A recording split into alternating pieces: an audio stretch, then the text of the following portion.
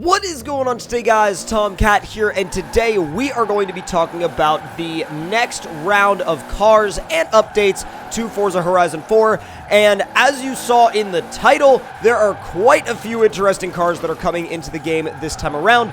Mainly, these are the cars we're going to be talking about pretty much the whole video, but there's a lot more to talk about, obviously, aside from the cars. But right off the bat, to get everything out of the way, we have the AE86, the Emery Porsche 356, which is probably a car that you guys are, that is probably the car that's going to get the least amount of attention out of this group. Then we also have the Hummer H1 open top, as well as the Lamborghini Huracan Performante. Now, that's an incredible lineup of cars, and we're going to be diving into each and every one now. Now, the Hummer H1 and the AE86 are both going to be seasonal championship cars.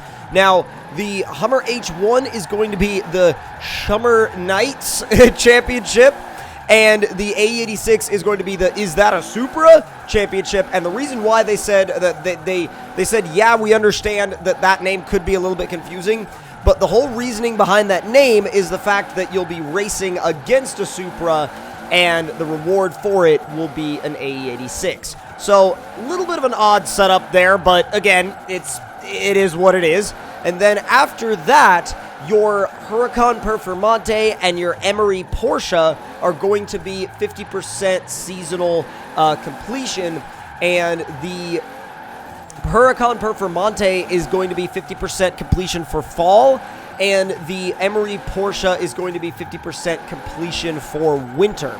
Now, it's very, very interesting that those cars are placed where they are. I personally would have probably placed the Huracan Performante as the summer reward, but that's kind of just me. I mean, I feel like the reason why they probably did that is because I feel like they would probably place the Hummer there instead, because it's an open top off-roader, and that also makes sense to be in summer.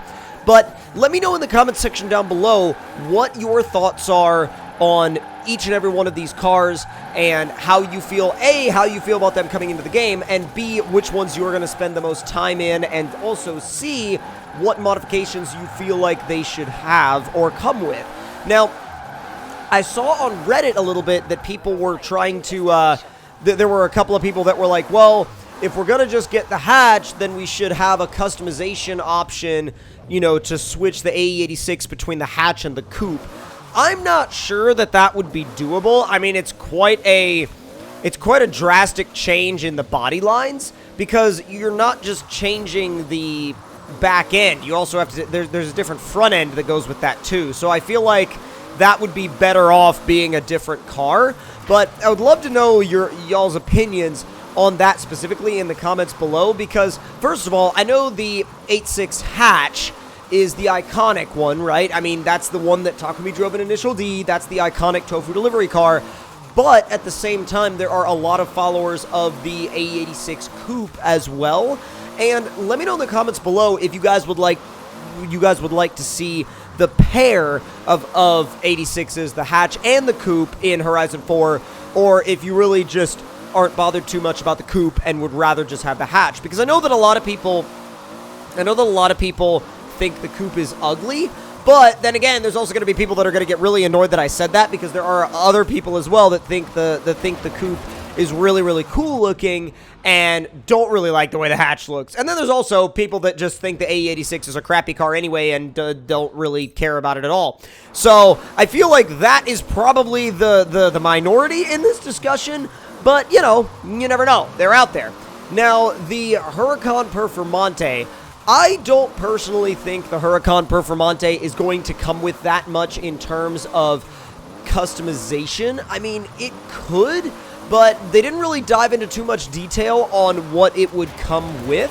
So I'm really and truly hoping that they give us access to something other than the normal customization options for that engine, because if we could build, if they would just let us really open up that V10, because we know from real-world tuners that a twin-turbo Huracan V10 is going to make massive amounts of horsepower. We've seen them now into the, 1100s, 1200s, 1300s, and some more than that. Like back with the Gallardos, they were they have basically progressed that engine to the point to where some of them were over 1,800 horsepower, and there's footage of those cars going down half-mile runways at over 220 miles an hour. I mean, those cars have been developed, and those engines have been developed to such an insane level in the aftermarket that I really feel like it's a little bit of a missed opportunity that we can't take them to that level here. And I know that they have to sort of keep a cap on certain cars, and that's a shame, but,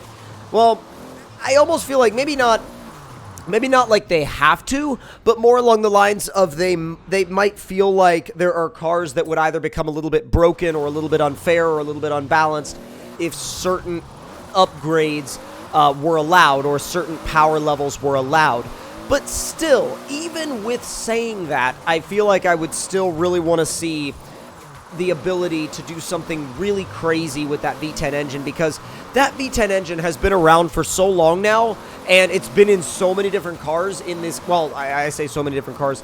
We've had the Huracan for a long time. We've had all the different Gallardos. We've had different variants of the Huracan as well. This is just another variant of the Huracan, and I would like to be able to do something new with that engine, and I think that I think that there's a missed opportunity there with not being able to do something more with that engine.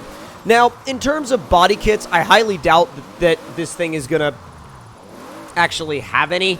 I mean, I would be very surprised if they had anything in the way of, like, Liberty Walk body kits or something for the Huracan Performante, because that's not really the character of the Performante. The Performante is the track car, the Performante is the lightweight car, and it's kind of counterintuitive to put a big, bulky, wide body kit with big, heavy wheels on a lighter factory track-focused car when you could just do that to the standard car, because I know there's going to be people out there that are like, oh, well, why can't you put the wide body on the Performante? Well, the reason, if you wanted to put a wide body on one, why wouldn't you just put it on the normal one anyway, and then have the Performante as your, like, track day car? Like, that makes a lot more sense to me. But moving on into a couple more things about the Hummer.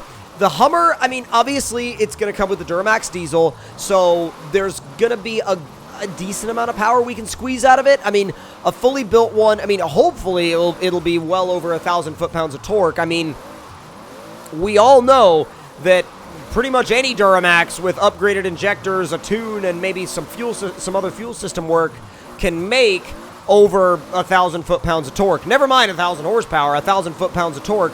And I really hope they let us build it out, like, you know, a properly good amount, because a diesel in this game, the only time a diesel in this game makes sense is if you can run stupid amounts of torque out of it. If they limit it, then I don't know how it's going to come out. If they limit it, then it might be sort of boring to use. Now, I think also the H1 would be a hilarious car to have in Eliminator. And the reason why I say that is because it would kind of give people a little bit of an extra. Now, I feel like there's going to be a lot of people that are going to be shaking their fists and going, no, it's slow. It's a horrible car for Eliminator. But hear me out.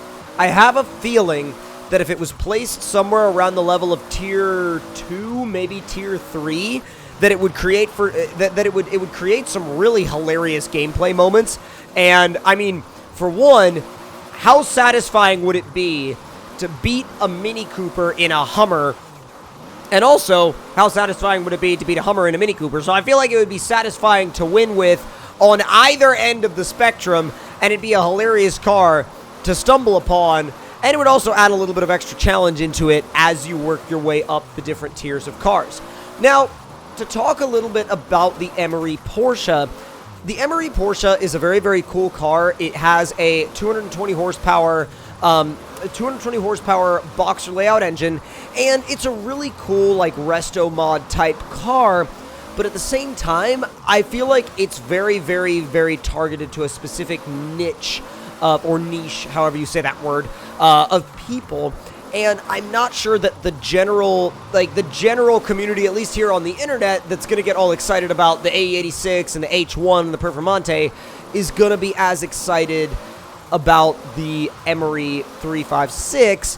And I feel like that's just kind of one of those things where, like, as bad as this sounds, I feel like a lot of people are going to look at that car and go, oh, wow, cool, a random old car. And they're not really going to take much notice of what it actually is. They're not really going to dive into the history of it, and they're going to go, oh, look, an old car. Hey, look at that Huracan Performante over there. So I feel like that's going to be a little bit of a challenge for that car to actually get some, like, you know, driving time in the community. But who knows? People might really catch on to it, but it all depends on how the community receives that car.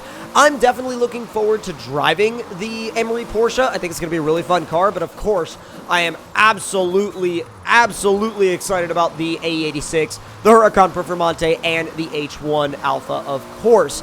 Now, with all of that being said, let me know in the comment section below what your thoughts are on each and every one of these cars and which ones you would like to see added to Eliminator. I feel like Eliminator needs some fresh cars, and if they threw some of these in there, it would be a hilarious time. So, hope you all enjoyed the video. If you did, make sure to click that like button. Let me know in the comment section down below what you guys thought of it. And if you're new to the channel, make sure to subscribe for more. And I will see y'all in the next one. Talk to you guys later, and I hope you all enjoyed.